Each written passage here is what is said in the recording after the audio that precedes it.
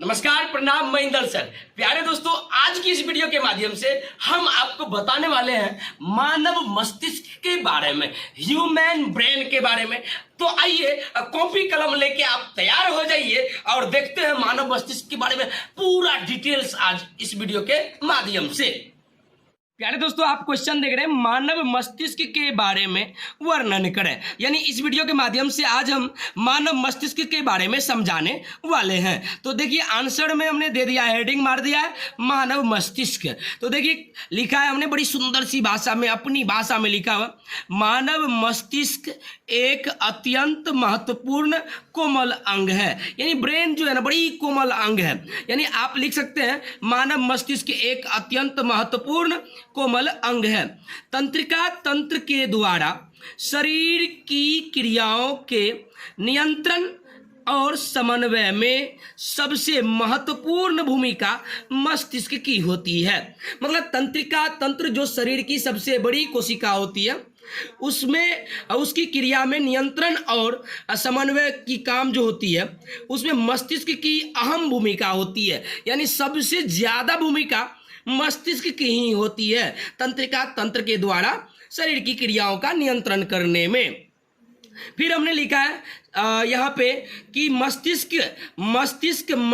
गुहा या क्रेनियम के अंदर पाया जाता है। ऑब्जेक्टिव में आपसे पूछा जाएगा कि मस्तिष्क कहाँ पे पाया जाता है, तो आप कहिएगा मस्तिष्क गुहा में या तो क्रेनियम में पाया जाता है। यानी मस्तिष्क आपको मस्तिष्क गुहा या क्रेनियम के अंदर पाया जाएगा और यहाँ पे ये सुरक्षित भी रहता है। मस्तिष्क गुहा को ही इंग्लिश में क्रेनियम कहा जाता है। आप आइए नेक्स्ट पॉइंट पे विचार करते हैं। कह रहे मस्तिष्क चारों तरफ से तंतुमय संयोजी ऊतक की एक झिल्ली से घिरा रहता है।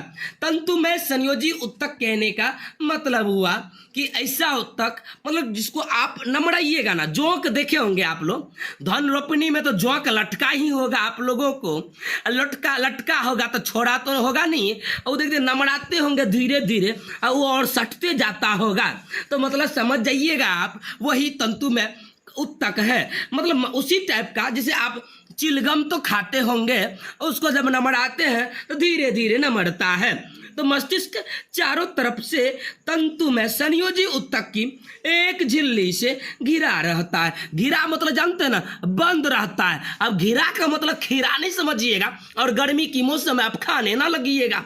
हाँ, कह रहा कि एक झिल्ली से घिरा रहता है, जिसको मेनिनजीज कहते हैं मेनिनजीज। अब एग्जाम में पूछ लेता मेनिनजीज किसे कहते हैं, तो आप कहिएगा मस्तिष्क चारों तरफ से तंतुमय संयोजी ऊतक की एक झिल्ली से घिरा रहता है, जिसे मेनिनजीज कहते हैं। पूरा अपना लैंग्वेज है। एग्जाम में आप पढ़ते होंगे क्वेश्चन कि परीक्षार्थी यथासंभव अपने शब्दों में ही उत्तर देने का कष्ट करें, यानी उत्तर दें, यही ना। फिर आप देख लीजिए नेक्स्ट पॉइंट है, मेनिनजीज और मस्तिष्क के बीच सेरिब्रोस्पाइनल द्रव पाया जाता है। भाई ये द्रव तो मोस्ट इंपोर्टेंट होता है ह्यूमन ब्रेन के लिए। सेरिब्रोस्पाइनल, ये ब्रेन में यदि नहीं रहेगा तो बाहरी आघात जो लगेगा, आघात मतलब समझते हैं चोट, दर्द, पीड़ा डायरेक्ट ब्रेन पे असर करेगा। ये एक प्रकार से कल का जिस प्रकार नट कसने के लिए वाशर की जरूरत होती है, ताकि नट पूर्ण रूप से टाइट हो जाए और जल्दी से खियावे ना, खुले ना, उसी प्रकार से सेरिब्रोस्पाइनल एक ऐसा द्रव है जो क्या करता है, ब्रेन को बाहरी आघात का मतलब चोट से बचाने का काम करता है। और इतना ही नहीं, ब्रेन को नम भी रखता है। नम का मतलब होता है क्या, उसको ठंडा बना के रखना, किसी भी प्रकार गर्म नहीं होने देना। ब्रेन जब हीट हो जाएगी तो तब तो जानबे करते ईटा कहाँ पे फेंकेगा, पत्थर कहाँ पे फेंकेगा, चाकू किधर मारेगा, वो तो आपको खुद ही मालूम होगा ही। आप अपने आसपास इस टाइप के लोग को तो कभी देखे ही होंगे। आइए फिर कहता है आपको यहाँ पे नेक्स्ट पॉइंट जो है आपका,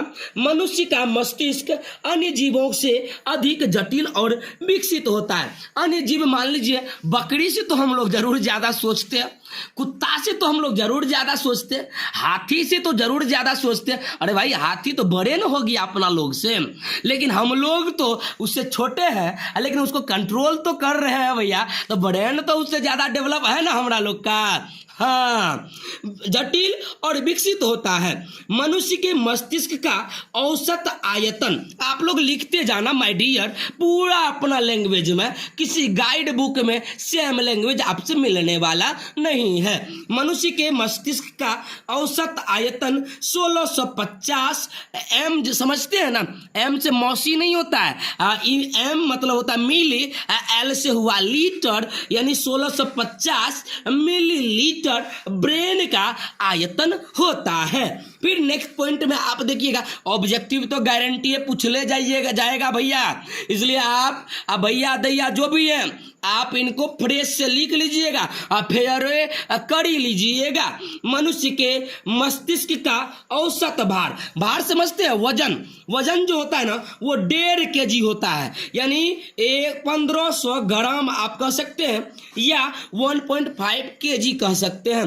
फिर आप लास्ट देखिए पॉइंट है आपका, मस्तिष्क 3 प्रकार के होते हैं। अब एग्जाम में पूछ देगा मस्तिष्क कितने प्रकार का होता है, तो आपको तो मालूम होना चाहिए ना।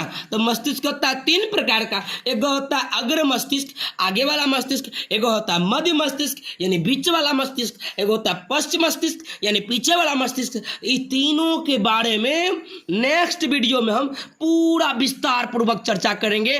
तब तक के लिए आप हमारे चैनल को सब्सक्राइब कर लें, और वीडियो यदि आपको अच्छी लगा हो, क्योंकि मेहनत तो मैंने बहुत किया, आप लाइक जरूर कर दें, यही आपसे आशा है। धन्यवाद।